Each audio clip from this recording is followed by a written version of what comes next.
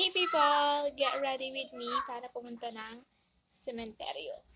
Day 3 na namin dito sa Nueva Ecija. And ngayon is November 1. Kailangan namin dumalaw sa sementeryo. By the way guys, diba sinabi ko sa inyo na mag-mini vlog ako. Kaso, hindi yun natuloy or hindi ko siya na-edit. Video ako noon. Madami akong video. Pero yung video is naka-steady lang siya, hindi siya gumagalaw. Pag piniplay siya is ayaw niyang gumalaw, like steady lang siya as in. Dapat i-edit ko na siya kahapon and dapat i-upload ko rin siya kahapon. Kaso, ayun nga, ganun yung nangyari sa video. Para daw siyang nakorap. Kaya pasensya na sa mga nag-aantay ng mini vlog ko about sa pagpunta namin dito sa Nueva Ecija. Baka hindi talaga para sa akin ang pag-mini vlog.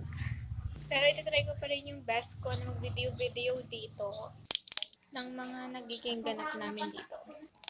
Gamitin ko lang itong everyday skin tint ng Colored Cosmetics in the shade Mayon. Sabihin ko na rin nga pala sa inyo kung nasaan kami ngayon. Nandito po kami sa Panabingan, Nueva Ecija.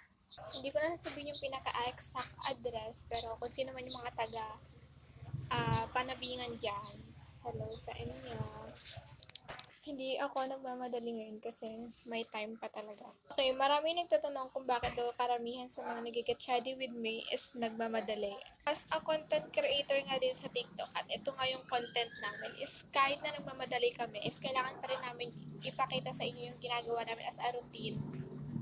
Kaya talagang ganun kapag puro nagmamadali yung mga nag-get ready with me dito sa TikTok. By the way, yung ginamit ko dito sa blush ko is in the shade cheesecake. Okay, magsulat na ako ng powder. Gawin ko lang yung kilay ko. Tanggalin ko na itong sinat kong powder. Bilisan ko na kasi nag-aaya na sila kumain. Finalize ko lang itong blush ko using this palette. Curl lang ako using this polish curler. Mascara.